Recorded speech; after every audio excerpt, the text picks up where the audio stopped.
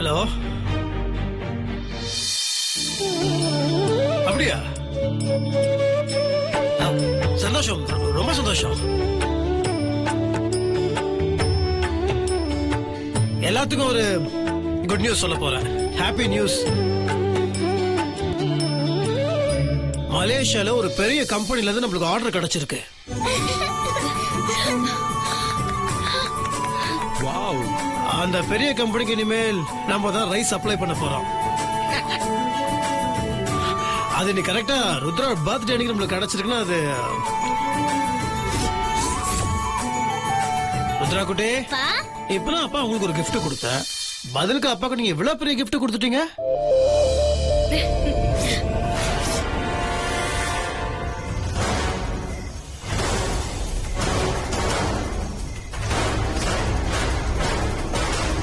இது சாதாரணமான ஆர்டர் கிடையாது. நான் கிட்டத்தட்ட ஒரு 4 வருஷமா அதுக்காக ஃபாலோ பண்ணிட்டு இருக்கேன். கரெக்டா இன்னைக்கு ருத்ராவோட பர்த்டே அன்னைக்கு அது கிடைச்சிருக்குன்னா, ருத்ரா குட்டி என்னோட செல்ல குட்டி, என்னோட ராசியான குட்டின்னு. நீ ரொம்ப ராசியானவடா. இந்த வீட்டோட இளவரசியே நீதான்டா.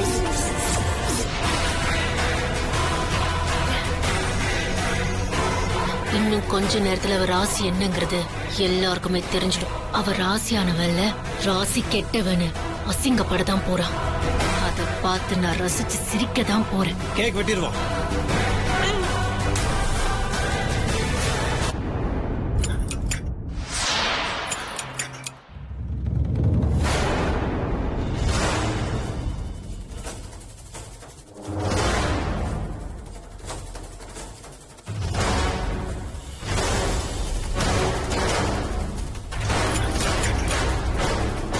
மருது, என்னாச்சுன்னு போய் பாருங்க.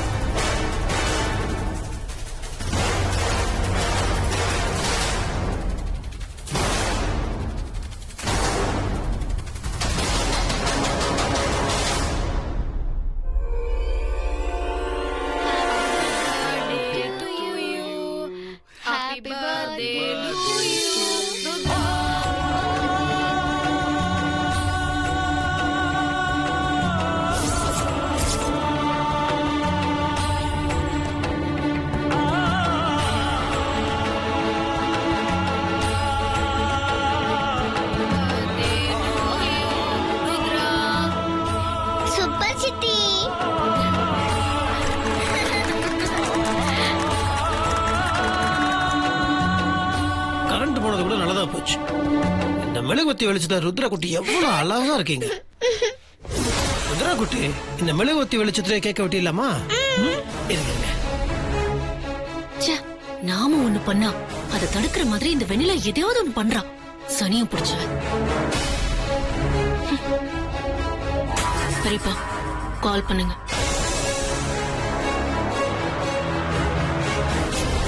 பேசுறேன். ஹலோ. பத்தல, நீங்க பண்ணது பத்தல. இன்னும் நெருப்பு வர மாதிரி பண்ணுங்க. மறுபடியும் கனெக்ஷனை மாத்தி கொடுங்க. இந்த ஃபீல்டே பத்திக்கிட்டே இருக்கணும். மறுபடியும் கொடுத்தா கொஞ்சம் பிரச்சனை ஆயிடும் மேடம். ஏய், என்ன பிரச்சனை ஆனாலும் பரவாயில்ல, சொன்னது பண்ணுங்க. பரவாயில்ல.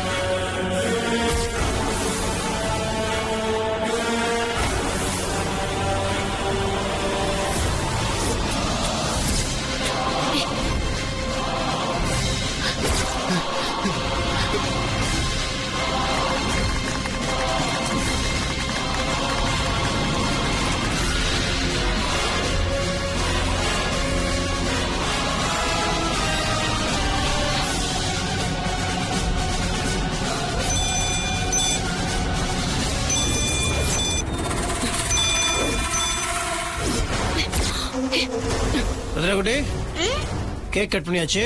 ஆனா லைட் வந்ததுக்கு அப்புறம் தான் சாப்பிடணும். சரிப்பா. ம்.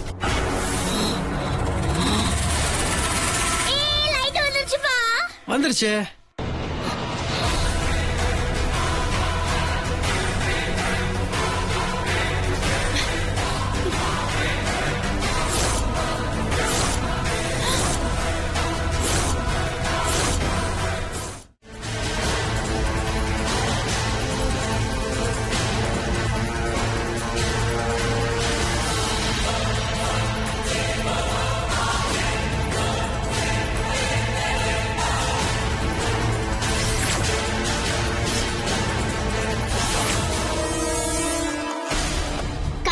சித்தி கை காட்டு.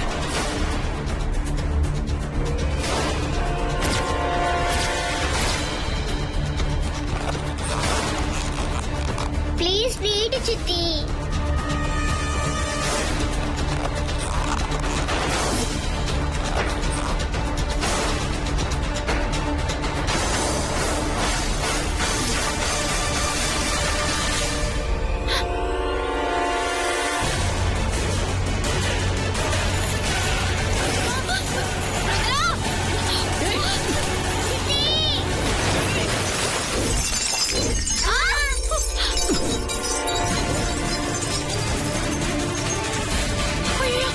ஜனனி, ருத்ரா, ருத்ரா குட்டி. ஒண்ணும் இல்லடா. ஜனனி, என்னாச்சு? ஐயோ, மாமா, நானும் ஹாஸ்பிட்டலுக்கு வரேன். நான் எத்தனை தடவை சொன்னேன் மாமா, சித்ரா அக்காவோட நினைவு நாள்ல ருத்ராவோட பிறந்த நாளை கொண்டாட வேண்டாம்னு கெஞ்சினேன். இப்ப பாத்தீங்களா எவ்வளவு அபசகுணமா நடந்திருக்குன்னு. நல்ல வேளை யாருக்கும் எதுவும் ஆகல. ஜனனி, ஒண்ணு இத பாரு, அதெல்லாம் பிறந்த நாள் நல்லபடியா நடந்துச்சு. அது துருமுடிச்சு கம்பெனில அருந்து லைட் கீழே விழுந்துருச்சு. சம்மதம் அதுக்கு இதுக்கு முடிச்சு போடாத. ஏய் கார்த்திக், போய் வண்டி ஏறா போடா. ஜனனி, ஒண்ணு இல்லடா, ஒண்ணு இல்ல. ஹாஸ்பிட்டல் போலாம், வா வா வா. வாடா.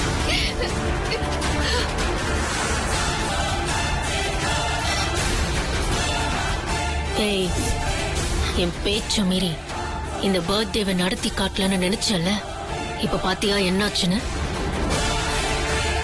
என் பேச்ச கேட்காம போனா உனக்கும் இதுதான் கதி. தரையில விழுந்த லைட்டு அவ தலையில விழுந்திருந்தா என்ன ஆயிருக்குன்னு யோசிச்சு பாரு. அவ மேல போயிருப்பா. இனிமேலாவது நான் சொல்றத கேட்டு அடங்கி நடக்கிற வழிய பாருங்க.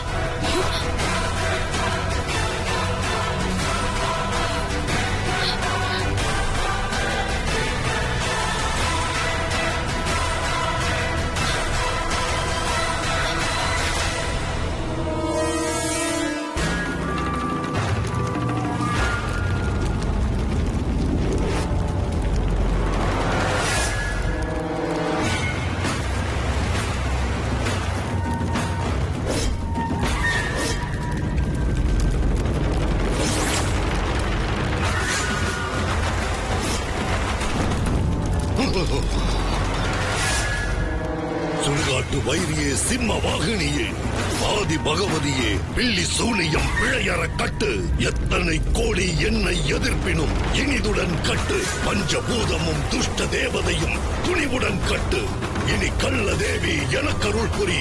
ஸ்வாஹா. வா சித்ரா, நீ எங்க இருக்க? வா வா சித்ரா, வந்து என் கட்டுக்குள்ள உட்காரு. உடனே என் எல்லைக்குள்ள வா. நீ வந்தே ஆகணும், உனக்கு வேற வழியே இல்ல. என் தவ வலிமையும் மந்திர வலிமையும் உன்னை இங்க கொண்டு வந்து சேர்த்துடுங்கிற நம்பிக்கை எனக்கு இருக்கு. வா சித்ரா.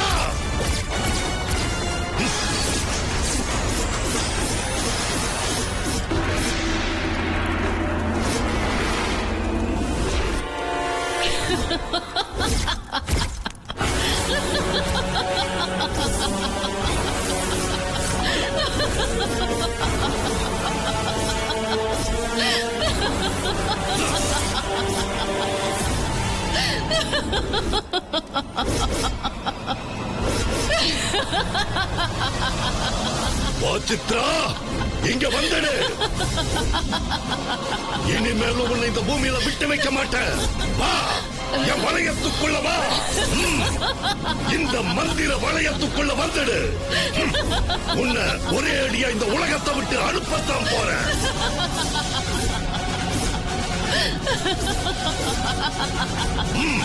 கொடு. ஓம் சிவாய நமः.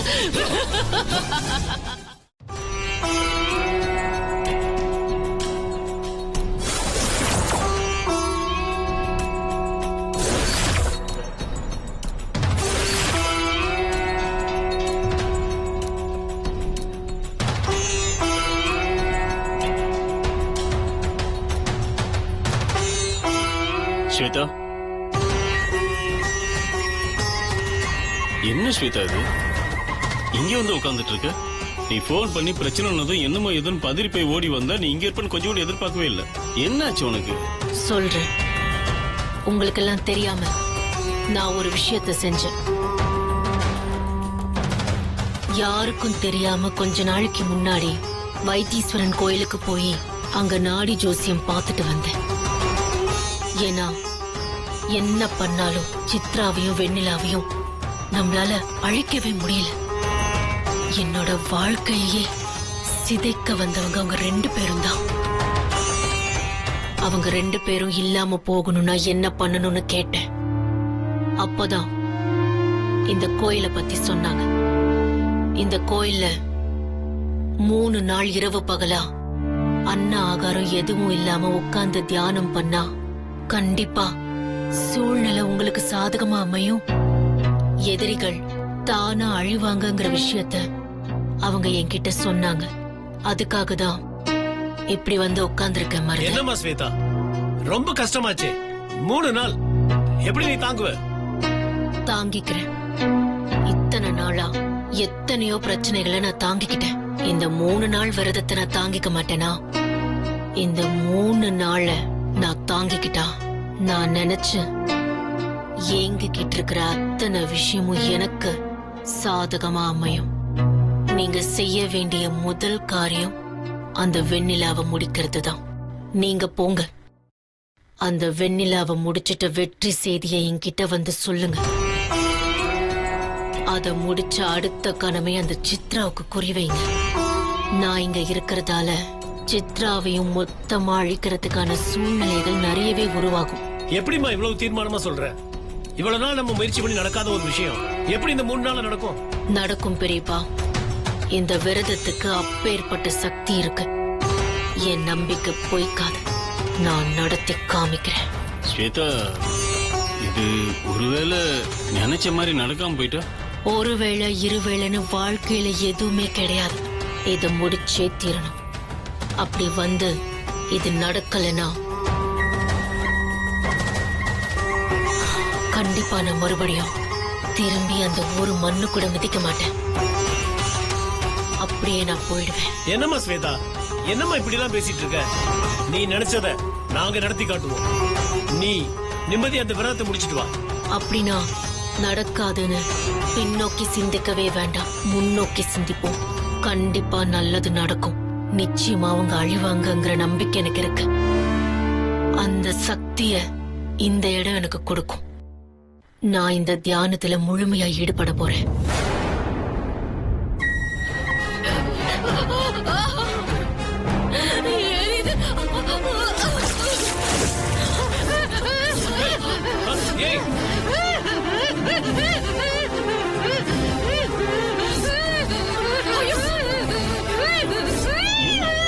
வலிக்குதா வலிக்குதா வலிக்குதா நல்லா வலிக்குதா? நீ சித்திக்கு இப்படிதானே வலிச்சிருக்கோம். மருது அமைதியா இரு. குட்டி சாத்தா, ஸ்வேதா ஒரு நாள் இல்லைன்னதும் அவ போற ஆட்டத்தை பாத்தீங்களா? காஃபி ஒரு நாள் லேட்டா கொடுத்தா குடிக்க மாட்டீங்களோ? இப்படிதான் தட்டி விடுவீங்களோ? வலிக்குதா வலிக்குதா வலிக்குதா? வயசான காலத்துல பேசாம இருக்க மாட்டீங்களா? அறிவில என்ன ருத்ரா இப்படி பண்ணிட்ட? பேசாம அமைதியா இரு. நீ பேசாத சித்தி. உன் மேல காஃபி ஊத்துனப்போ உனக்கு எப்படி வலிச்சிருக்கும்? அந்த வலி எப்படி இருக்கும்னு இவங்களுக்கு தெரிய வேணாமா? அதெல்லாம் ஒண்ணு வேணாம். நீ பேசாம வா.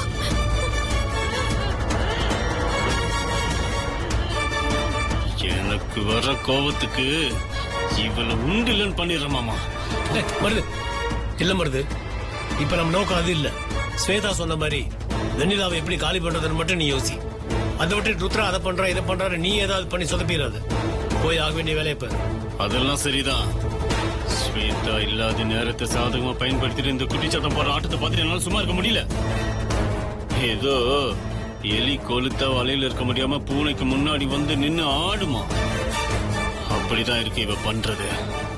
அவ மட்டும் என் கையில கிடைக்கட்டும், அப்ப வச்சுக்கிறேன். மருதானே முத்தரசனை போன் பண்ணாரு. லோடு ஏத்திட்டு போன நம்ம லாரி வெள்ளத்துல சிக்கிக்கிச்சான். அதனால அண்ணன் அவசரமா கேரளா வரைக்கும் போயிருக்காரு. உடனே ஒண்ணு ஜனனி ஹாஸ்பிட்டல்ல இருந்து டிஸ்சார்ஜ் பண்ணி கூட்டிட்டு வர சொன்னாரு. சரி, நான் போறேன். பூங்கோத, நீ ராணி பக்கத்துல போயிரு. சரிங்க மாமா. என்ன நடக்கிற விஷயம்? எதை பத்தி சொல்ல வர நீ? உன் வயசுக்கு மீறின பேச்செல்லாம் பேசாத.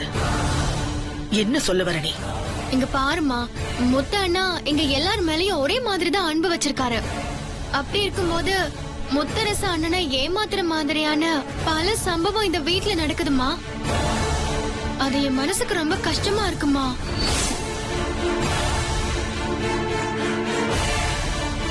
என்ன இங்க முத்தரசனை ஏமாத்துற மாதிரி நடக்குது?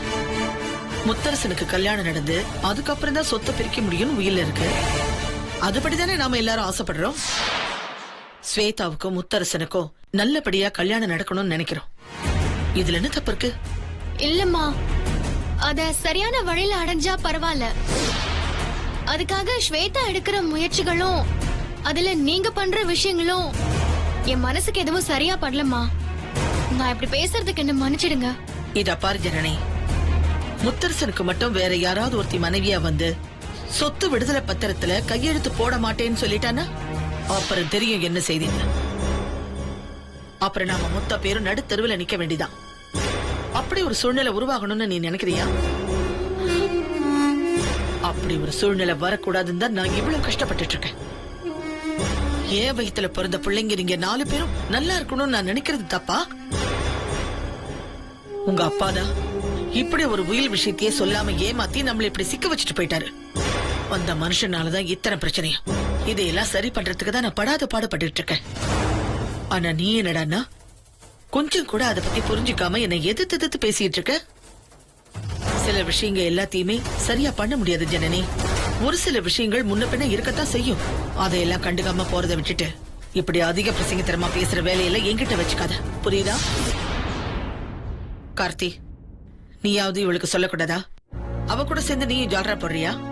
இல்லம்மா, நான் சொன்னேன். ஆனா இவ தான் புரிஞ்சுக்க மாட்டேங்கிறா.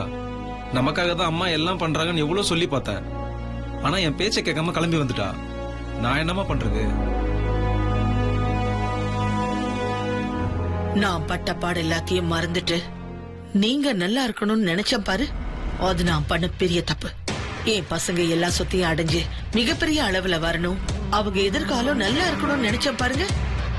அது 2வது தப்பு. அதே மாதிரி சொத்து வேற யார் கைக்கும் போயிடக்கூடாது. உங்க 4 பேருக்கும் சரிசமமா வந்து சேரணும். அதுக்கு நமக்கு சாதகமான ஒரு ஆள் உள்ள வந்தாதான் அது நடக்கும் அப்படின்னு நினைச்சு ஸ்வேதாவை முத்தரசனுக்கு கட்டி வைக்க நினைச்ச பாருங்க. இது எல்லாமே நான் பண்ண தப்பு. போதுமா? நான் இனிமே எதுவுமே உங்களுக்கு செய்ய தயாரா இல்ல. நான் பண்றது எல்லாமே தப்புதான். போதுமா? அப்படி இருக்கும்போது ஏன் இங்க நிக்கிறீங்க? போங்க, போய் முத்தரசன் கிட்ட எல்லாத்தையும் சொல்லுங்க. அம்மா தப்பு பண்றாங்க, ஸ்வேதா தப்பு பண்றா, வீட்டுல உள்ள எல்லாரும் மொத்தமா தப்பு பண்றாங்கன்னு அவன்கிட்ட போய் சொல்லுங்க. போங்க, போய் சொல்லுங்க, போங்க. மாமா கோவப்படாதீங்கம்மா. கோவப்படாம என்ன வேடிக்கை பார்த்துட்டு இருக்க சொல்றியா? இவ பண்றதெல்லாம் பாத்துக்கிட்டு எப்படி நான் கோவப்படாம இருக்க முடியும்? இந்த நிமிஷம் நான் ஒண்ணு சொல்லிக்கிறேன் ஜனனி, நல்லா கேட்டுக்க. உனக்கு நான் வேணுமா வேண்டாமா அத நீயே முடிவு பண்ணிக்கோ. என்னமா நீ ஏமா இப்படி எல்லாம் பேசுற? உனக்கு உன் அம்மா வேணும்னா நான் சொல்றபடி சத்தியம் பண்ணு. இங்க நடக்கிற எந்த விஷயங்களும் முத்தரசனுக்கோ இல்ல வேற யாருக்கோ தெரியக்கூடாது. நமக்குள்ள நடக்கிற விஷயம் நமக்குள்ளதான் இருக்கும். ஒரு மிகப்பெரிய விஷயத்தை அடையணும்னா ராஜதந்திரமா சில விஷயங்களை பண்ணித்தான் ஆகணும். அதுல ஏதோ தப்பு சொல்ற யாரும் ஏன் கூட இருக்கக்கூடாது. என்னை எதிர்த்து பேசினது நீயா இருந்ததுனால உன்னை நான் மன்னிச்சிட்டேன். அதனால நான் உயிரோட இருக்கணும்னா நீ நீங்க 2 பேரும் எனக்கு சத்தியம் பண்ணணும். சத்தியம் பண்ணுங்க. பண்ணு.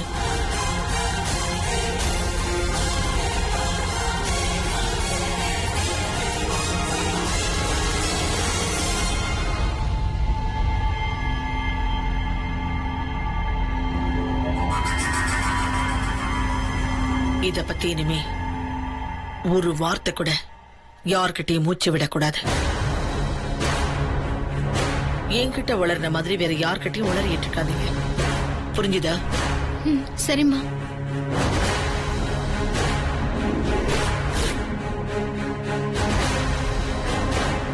எல்லாம் சரிதான் கார்த்தி. ஆனா இப்ப அம்மாவே உயிரோட இல்லையே. அம்மாக்கு செஞ்சு கொடுத்த சத்தியத்துக்கு மட்டும் உயிர் இருக்கா? சித்தி தண்ணி. எடுத்துட்டு வரேன்.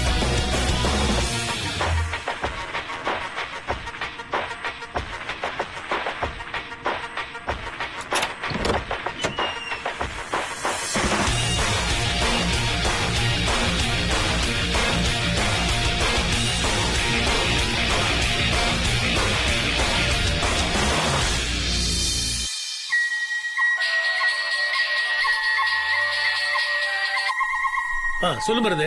மாமா, நம்ம போட்ட திட்டப்படி எல்லாமே நடக்குது. நகையும் வெண்ணிலா ரூமுக்கு போயிடுச்சு. மாடி ரூம் கதவையும் திறந்து விட்டுட்டேன். இனிமே நம்ம திட்டத்தை செயல்படுத்துறது மட்டும்தான் பாக்கி. சரி, நான் உடனே வீட்டை விட்டு வெளில வந்துடுறேன். சரி வருது. நேத்து உனக்கு கால் பண்ணிருந்தல, ஒரு சின்ன வேலை உங்க கூட சேர்ந்து போலான்னு பார்த்தேன். அப்படியா சார்? அம்மா, சொல்லுங்க. வெளியில டிரான்ஸ்பார்மர் ரிப்பேர் பார்த்துட்டு இருக்கோம். அம்மா, இந்த டீயை கொஞ்சம் சுட வச்சு தர முடியுமா? ஆறிடுச்சு. நீங்க இன்னும் சாப்பிடலையானே? எங்கம்மா வெளியெல்லாம் போய் சாப்பிடுறது, லேட் ஆயிடுமா. அதான் டீயே குடிச்சுக்கலான்னு இருக்கோம். வீட்ல சாப்பாடு இருக்கு, நான் கொண்டு வந்து கொடுத்தா நீங்க சாப்பிடுவீங்களா? சாப்பிடுவோமா? சரிங்கண்ணே. சரிங்க.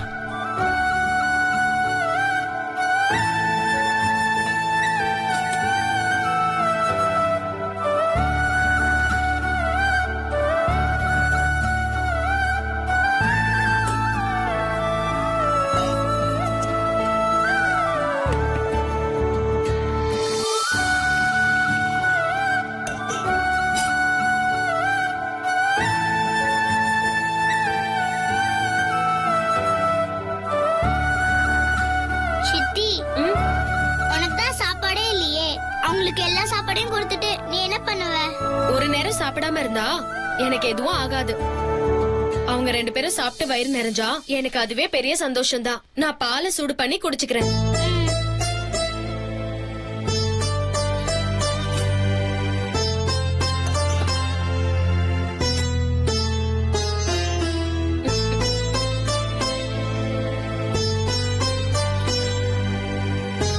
இந்தாங்க அண்ணே.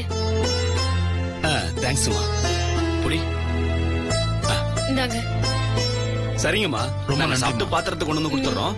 வரமா?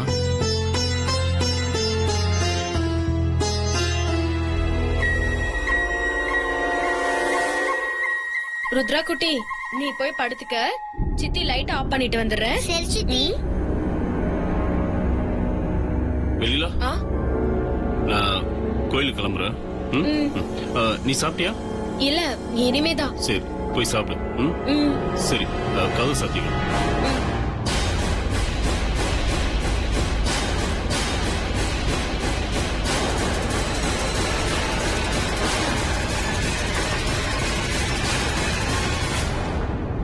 பத்திரம்.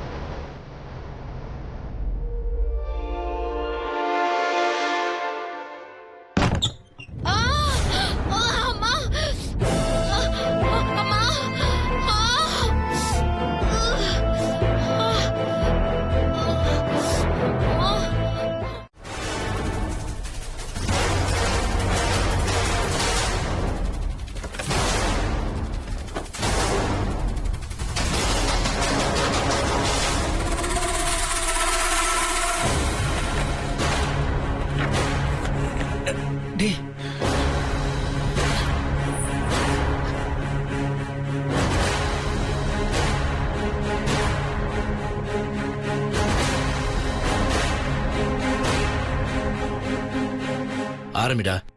டேய், இங்க இருக்க நகையெல்லாம் எடுத்துட்டோம். வேற எந்த ரூம்லனா நகை இருக்கான்னு பார்க்கலாமா?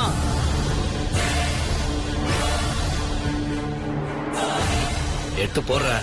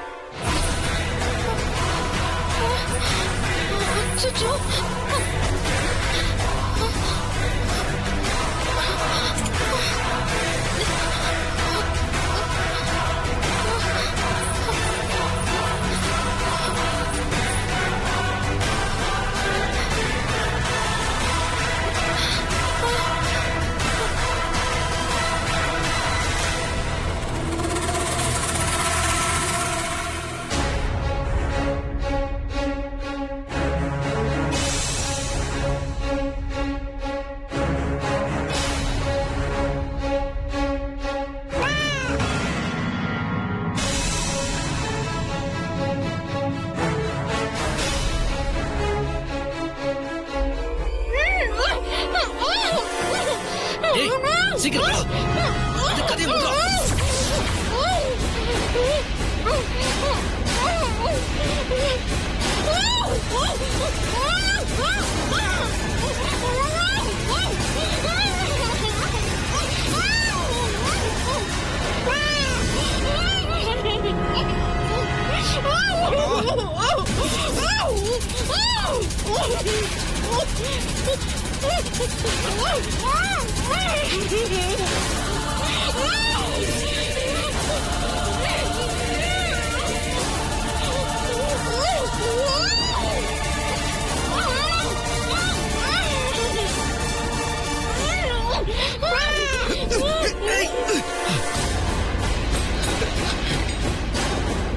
கோபி, நீ போய் மெயின் ஆஃப் பண்ணு. நான் அதை சரி பண்ணிடுறேன். அதை கொடு.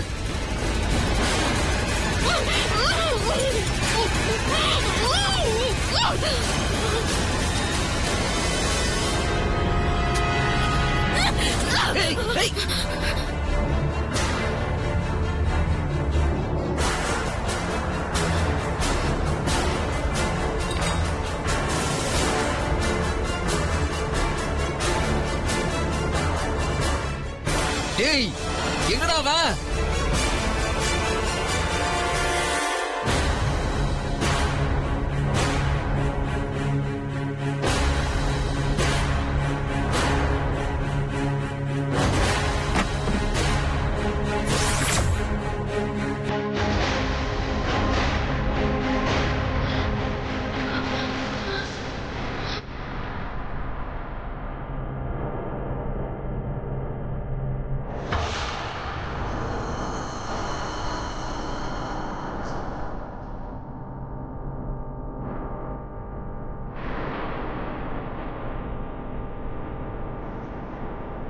சித்தி சித்தி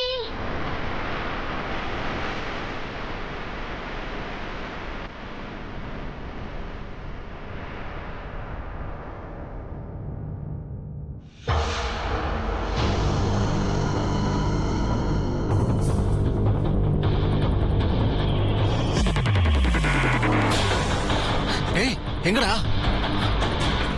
டேய், காணண்டா, தப்பிச்சிட்டா. அவ பொண்ணா என்னடா?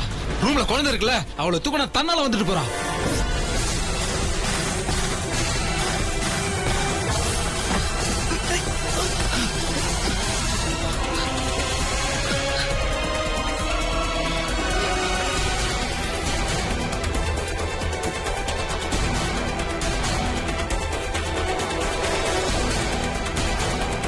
எங்க போனா?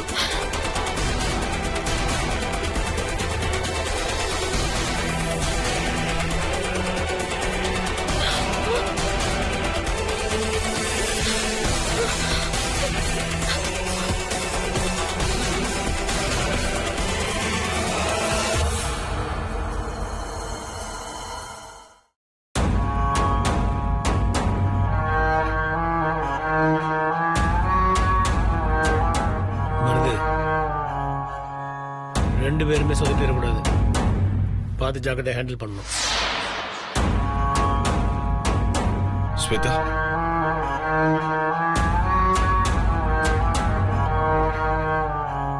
என்னாச்சு மருது?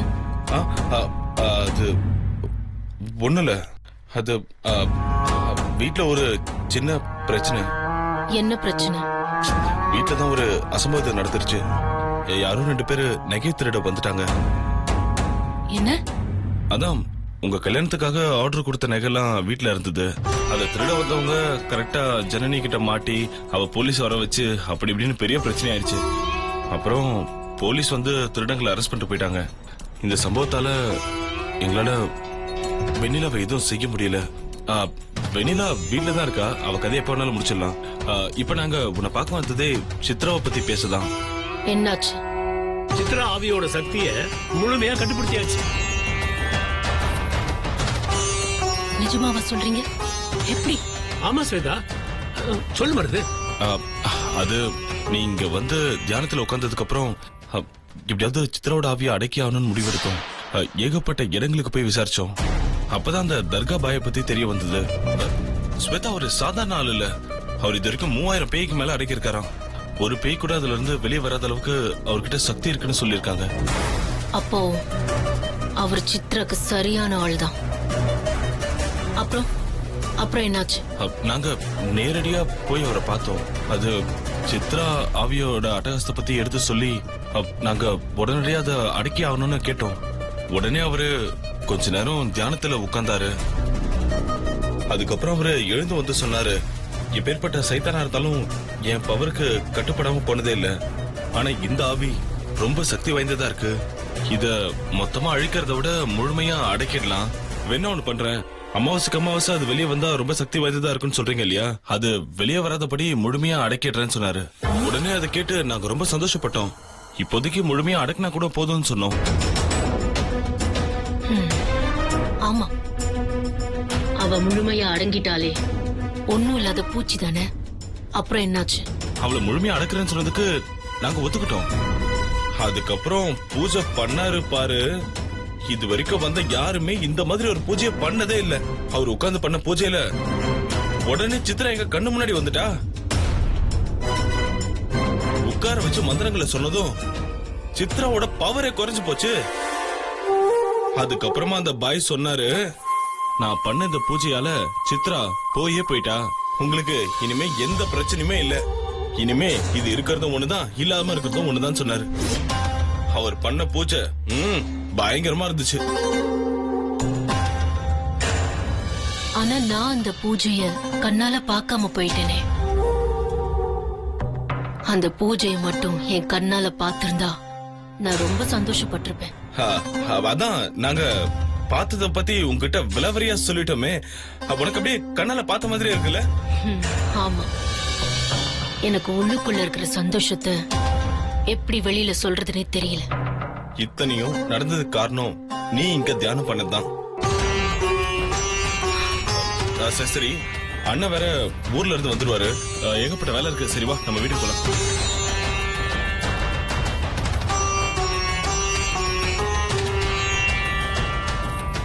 இனிமே எந்த தடையும் இல்ல. வெண்ணிலாலாம் என் கால் தூசிக்கு சமம். அவ கதைய எப்ப வேணாலும் முடிக்கலாம். ஆனா சித்ராவை நீங்க முடிச்சிட்டேன்னு சொன்னீங்க பாருங்க, அதான் எனக்கு ரொம்ப சந்தோஷமா இருக்கு.